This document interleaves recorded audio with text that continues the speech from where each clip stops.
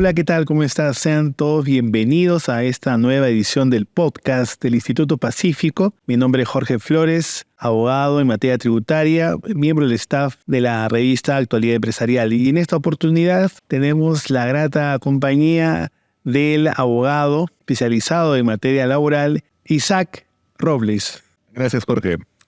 Bien, justo acá entusiasmado por poder conversar acerca de la temática de hoy del trabajo a distancia, ¿no? Es una temática muy interesante porque, como tú comprenderás, en materia tributaria no hay una,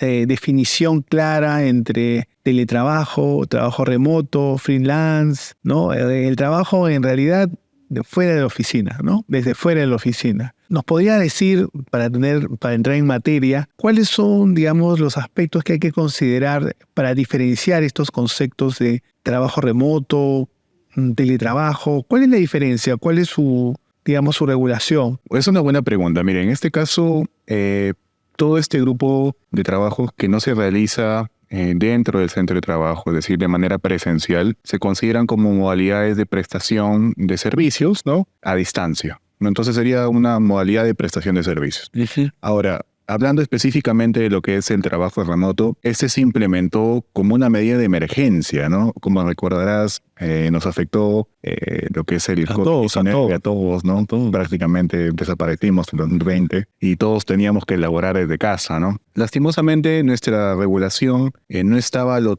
suficientemente trabajada o actualizada como para afrontar un tipo de emergencia.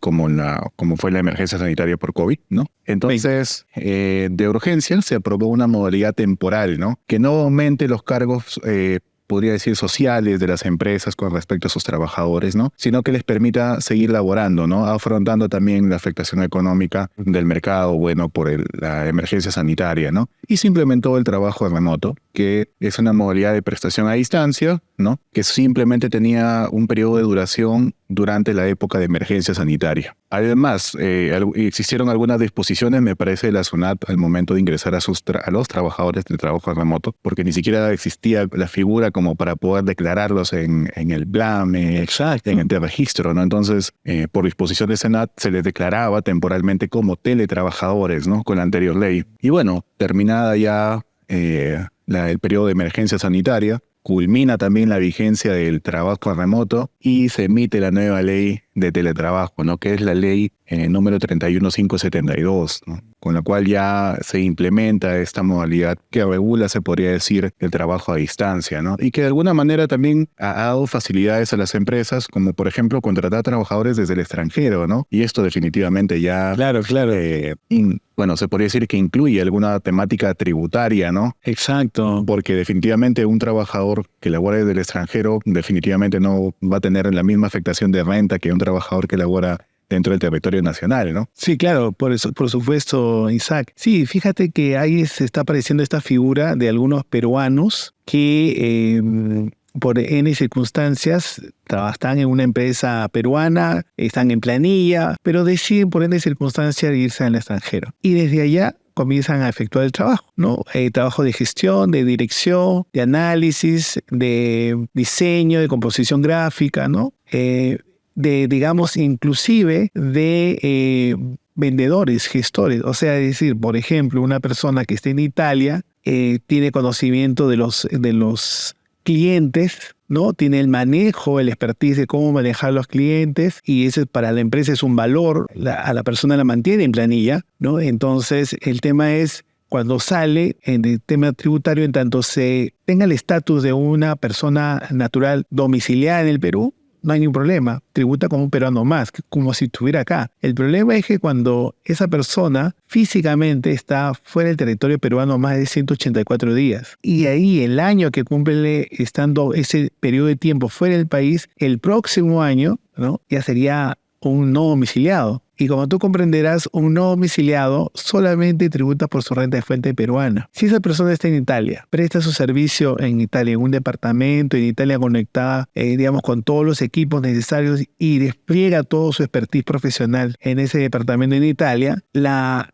remuneración, ¿no? Tendrá un carácter no de renta fuente peruana, sino de renta de fuente extranjera. Entonces, la empresa peruana sobre su renta de quinta, ya no califica como renta de fuente peruana, porque todo el desgaste profesional está en el extranjero, en Italia, en este ejemplo. Entonces el pago es una contraprestación a una renta que no califica como renta de fuente peruana. Entonces ahí vienen los problemas, ¿no? Entonces, digamos, si se mantiene en planilla, desde el punto de vista de la ley de impuestos a la renta, no le retendría nada. Pero en el caso, por ejemplo, de las obligaciones sociolaborales, ¿se mantendría? ¿No? Esa es una incógnita, por ejemplo, en el caso para los tributaristas, ¿no? ¿Se mantendría? ¿No se mantendría? El tema de AFP, ONP, ¿tendría que ya estar cotizando allá en el extranjero? ¿Cuál es tu percepción sobre esta problemática, Isaac? Bueno, respecto a ello, si bien es cierto, por ejemplo, las leyes tributarias no afectan el tema de renta, por el tema de la territorialidad, me parece, ¿no? Por lo que esta prestación se da en un territorio extranjero. Sin embargo, las normas laborales no tienen ese efecto, ¿no? Las normas laborales no eximen al empleador de seguir aportando, por ejemplo, al Seguro Social de Salud o seguir, en este caso, descontando el fondo previsional del trabajador, ¿no? Que a la larga no genera mucho efecto, ¿no? Porque definitivamente, ponte un trabajador que labora de manera remota desde Estados Unidos, no va a venir a atenderse en el Seguro Social de Salud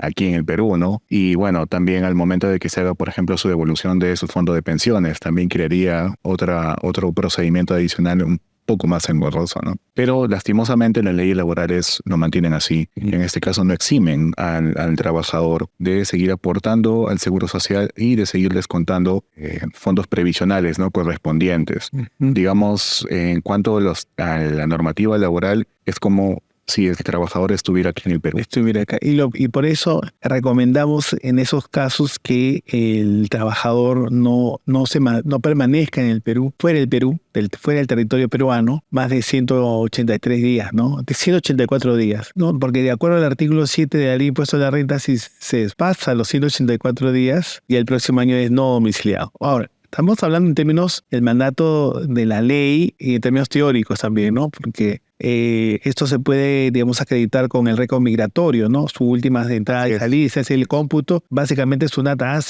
puede hacer ese análisis. Entonces, por eso se recomienda que si va a vivir en el extranjero, por lo menos debe estar cada 6 meses o antes del término de cada 6 meses, regresar al Perú, ¿no? Esa es la recomendación. Y una pregunta también que quería hacerte, Isaac. ¿Qué diferencia entonces hay entre el trabajo remoto y el teletrabajo? ¿Es lo mismo? ¿Qué diferencia hay? ¿Hay vínculo laboral en ambos casos? Sí hay vínculo laboral en ambos casos, solo que el trabajo remoto se ha implementado como dentro de la medida de emergencia, ¿no? Y digamos que el teletrabajo ya es la modalidad permanente de trabajo a distancia, se podría decir, ¿no? Que permite al trabajador laborar desde su domicilio o, bueno, el lugar que él haya escogido para prestar servicio, en este caso a su empleador, ¿no? Incluso la norma señala que el teletrabajo puede implementarse fuera del territorio nacional. A los que se llaman nómades digitales. Algo así, ¿no? En este caso, o sea, le permite al trabajador, por ejemplo, laborar desde España a Estados Unidos o de cualquier parte del mundo, prestar sus servicios a una empresa peruana. Y surgen las dificultades que justo estabas mencionando hace un momento, ¿no? Si es que se le eximía, en este caso, sobre las obligaciones sociales y, por otro lado, respecto al tema de la renta por fuente extranjera, ¿no? Que, bueno, es una dificultad que se presenta en la mayoría de casos, porque así es. No solamente se aplica en el caso de los peruanos, ¿no? Hay algunos casos que algunas empresas contratan extranjeros desde el extranjero para que presten servicio desde quizás su tierra natal, ¿no? Puede ser Estados Unidos, ¿no? O España, como decía, ¿no? Y en esos casos se puede implementar el teletrabajo, sí se puede implementar el teletrabajo, ¿no? Pero el tema, bueno, surgen las dificultades, como te decía, de las obligaciones sociales, ¿no? Y bueno, a grosso modo esa sería una gran diferencia, ¿no? A la fecha el trabajo remoto ya no está vigente, no se puede utilizar esa figura porque solo fue una medida de emergencia, que es lo que está vigente a la fecha es el teletrabajo, ¿no? Es decir, el trabajo remoto en realidad simplemente es producto de una emergencia a una persona que tiene la obligación de hacer su trabajo de forma presencial. Y el teletrabajo es la formalización ya de la modalidad. Es la modalidad que es fuera desde fuera del centro de labores, ¿no? Es que la anterior norma de teletrabajo exigía algunas condiciones que en alguna medida, por ejemplo, podría aumentar la carga social del empleador, ¿no? Imagínate aumentar esa carga durante el periodo de emergencia, donde el mercado prácticamente está afectado, ¿no? Donde la mayoría de empresas dicen, no, mejor no labores remotamente, mejor vamos por una suspensión perfecta de labores. Claro. Entonces, frente a esas condiciones, ¿qué hizo el Estado, no? Implementemos una medida de emergencia, considero yo, ¿no? Que sería el trabajo de remoto. La suspensión, ¿cómo es? La suspensión perfecta. La suspensión perfecta básicamente es, entiendo que en la mayoría de los casos se aplicó cuando no era posible un trabajo remoto. Así es. O sea, tenía condiciones especiales, por eso, ¿no? Okay. Bien, Isaac, muchas gracias por tu intervención. Me ha quedado muy claro lo que es el teletrabajo, el trabajo remoto, los retos que vienen ahora con una precisión en la legislación sociolaboral sobre estos temas, porque también hay otros temas, ¿no? Como la doble tributación, ¿no? ¿Dónde tributas, no? Finalmente, ¿no? Bueno, con los países que tenemos convenio para evitar la doble imposición, hasta que se puede, digamos, pero aquellos países que no tenemos la carga, ¿no? La doble carga impositiva sobre la renta que pueden afrontar, ¿no? Interesante, son preguntas todavía que están en el tintero. Claro, y aparte de eso también está la compensación que debe realizar el empleador frente al teletrabajador, ¿no? Que es, por ejemplo, el uso de energía eléctrica, el uso de los gastos por internet también, que bueno, la ley vigente ya ha contemplado que laboralmente se le da el tratamiento de una condición de trabajo, ¿no? No esto afecta a nada. Sin embargo, creo que deja algunos vacíos respecto a la compensación en cuanto a los trabajadores que prestan su servicio en el extranjero, ¿no? Porque si uno ve el anexo de la ley, perdón, el reglamento de la ley, el anexo solo señala la compensación dentro del territorio nacional, ¿no? Entonces, no se contempla el otro, aunque bueno, también el empleador puede implementar como parte de su remuneración, quizás, ¿no? Ya depende ya si lo tan valioso que es el trabajador para la empresa, ¿no? Y en un principio era obligatoria esta compensación, ¿no? Pero la norma igual lo deja a criterio de las partes. Aunque lo ha flexibilizado. Flexibilizado. Bien, Isaac, muchísimas gracias a todos los que nos han escuchado. ¿Algunas palabras finales, Isaac? Creo que la próxima vez podremos conversar respecto a lo que sería el trabajo digital también, ¿no? Que es algo que se está dando, ¿no? Claro. El trabajo a través de plataformas, ¿no? Que es como que el trabajador esté laborando a través de un sistema directamente acá en el territorio nacional, ¿no? Y que en esos casos también surgen algunas... Sí, el trabajo... Me parece que eso sí está afecto a lo que es renta de quinta categoría, ¿no? Sí, claro. Sí, en el caso de renta, en la medida que se mantenga un vínculo laboral, ¿no? En una posición de subordinación, prestación personal y remuneración mensual, periódica, va a estar afecto a renta de quinta, ¿no? Pero siempre hay cosas, digamos, interesantes que hay que precisar, ¿no? Con los nuevos supuestos. Claro. Bien, Isaac, muchísimas gracias por tu atención.